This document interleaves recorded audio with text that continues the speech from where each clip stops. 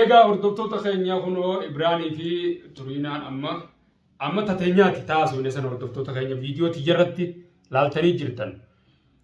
Akkaataa ani itti isa bakka kana dhiyeesse akka Turiinaadhaan wal harkaan godhe baatii akkana naanna'uu dhabnu na fakkaatti hordoftoota keenya. Baatiin keenya egaa baatiin ga'uu dhabnu akkam hordoftoota keenya akkana ga'uu dhabnu sadii kana ga'uu dhabnu torba sadii ga'uu dhabnu waliin agarre.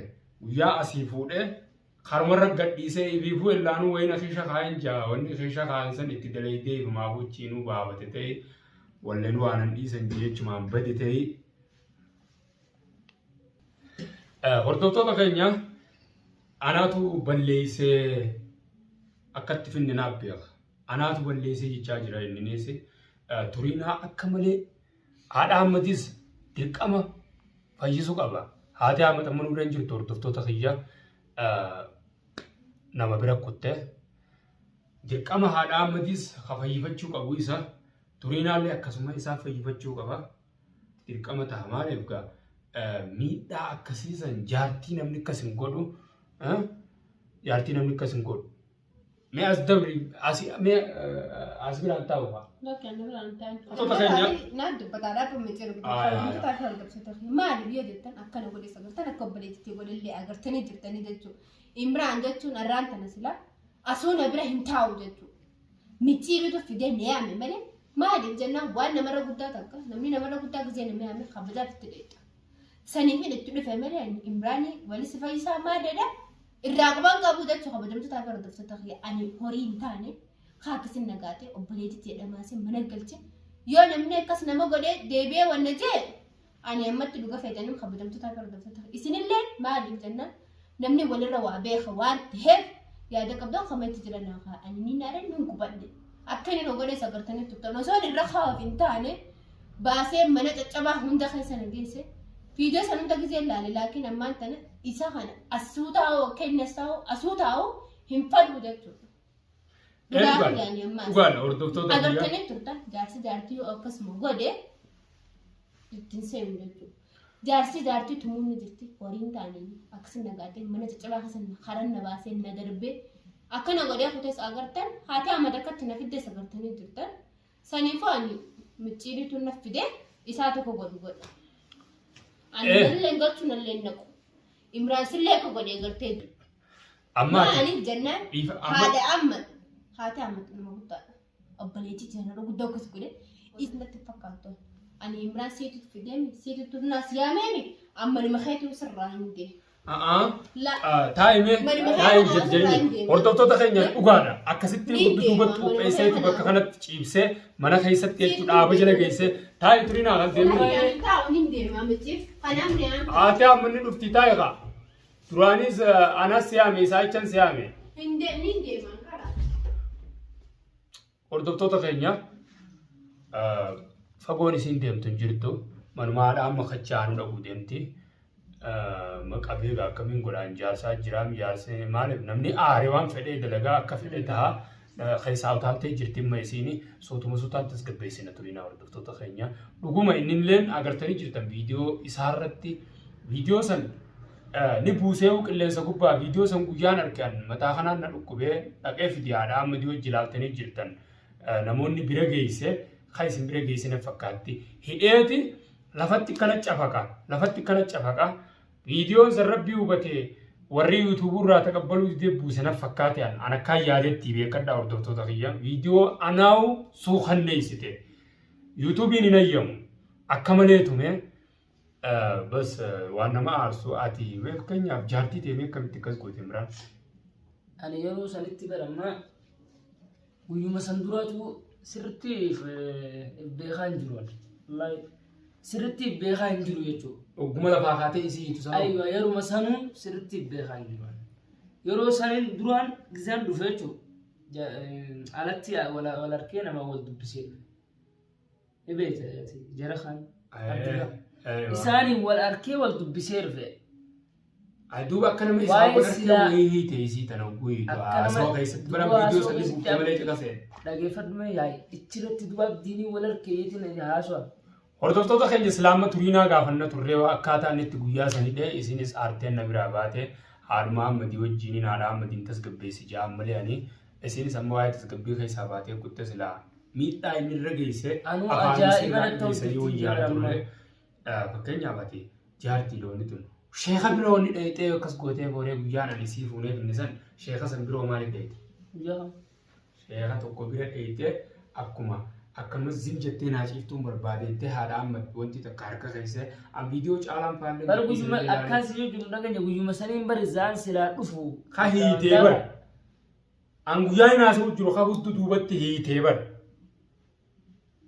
ka sheeka biratti dheeyxee sheeka bira dheeyxee haadha Ahmadii fi isii bira agguu dheeyxee ati akkanumatti assalaamu alaikum jettaan si ergee mumkin akkanuma akkatti si ergee yaadaaniin dheebee kadhon viidiyoo san walumarraa assalaamu alaikum jetteetuma haadha Ahmadoo namaa waan akka neettee waatte kanite ate amma lafa dhoyte ati Turiinaa kaafattee deemtee ni bar lalaadhaan walitu yoo dhuftee dirqiin fudhattee eenyus dhorka ani hin jiru malee bari yoo if quba qabaadheen dirqiin dhufee fudhadhaa bar dhufee afaan wantaatiin dubbadhee isii fudhadhee deemaa bar bari yeroo masanuu if hin beekuus jechuu jira bar sheeka san biroo gudhayxoo hin beeku sheeku masayya bira yeroo dhaquu waan na kannamee jiran na kannanii jiran hordoftoota keenya wanna wayna fudhatama qabaati xiyyaafuu silaa'uu akkaan fedhe yoon jees naamunuu baatanis rakkoo hin qabu fudhatamani qaba mee wanni rakkoo hin qabu naamunuu baatanis guutuu keessan ani silaarra waan san hundaa'u jaaladhee dalagu jiraadhe akkana si cinaan taa'u min kutaa malee si cinaa hin taa'u